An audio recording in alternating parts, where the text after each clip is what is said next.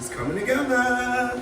Hi Rachael, I'm Kareem Queeman, affectionately known as Mr. Baker on the streets. And today I have for you one of my award-winning desserts. It is my sweet potato cake. Oh yes, you heard right, sweet potato cake, girlfriend. It came to me from my aunt. As a kid, my aunt used to always make sweet potato pies. Like literally, everyone got a sweet potato pie. Let's get all into the celebration cake, baby. First things first, you want to go ahead and start adding your butter, regular granulated sugar, as well as our brown sugar.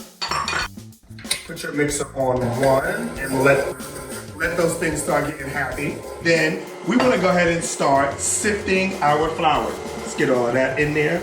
Then we're going to go ahead and add our baking soda, baking powder, and salt, cinnamon, ginger, and nutmeg. So you want to go ahead and put your dry ingredients to the side, and then we're going to go and start cracking our eggs.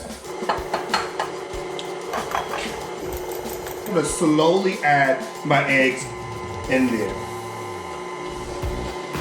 This is my happy dance, by the way.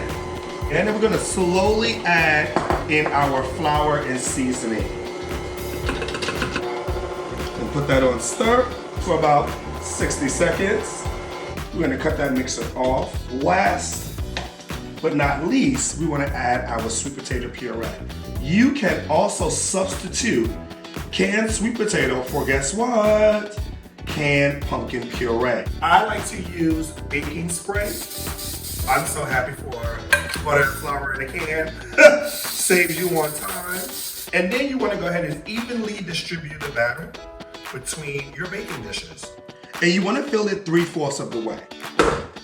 A little tap. I have already preheated my oven to 355 degrees, and now we're gonna go ahead and place our cakes in there. And we're gonna bake these cakes for about 20 to 25 minutes. So as our cakes is baking, I'm gonna let it clean this up, and we're gonna start on our frosting and our caramel sauce.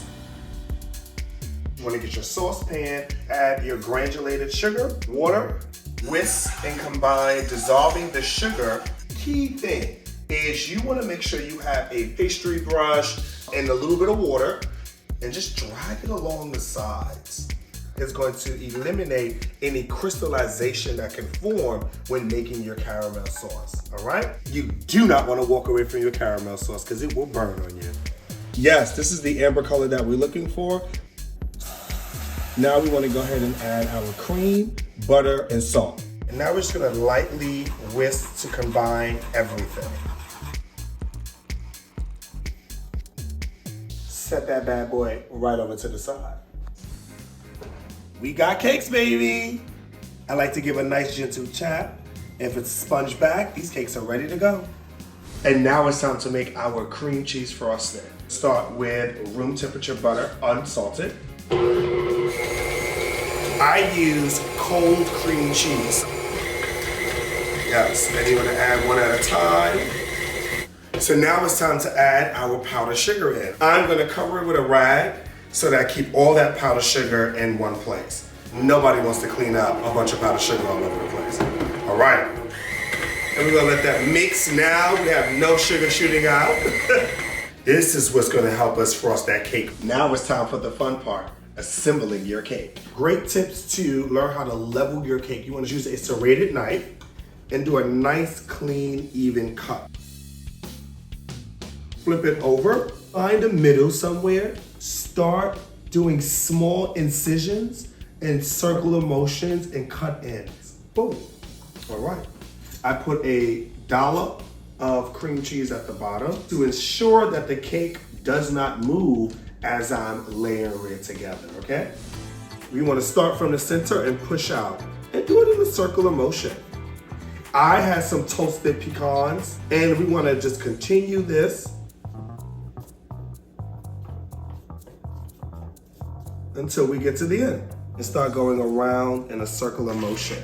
Look at this. Remember that luscious caramel sauce that we made? We're gonna go all the way around the entire cake. Award-winning sweet potato cake.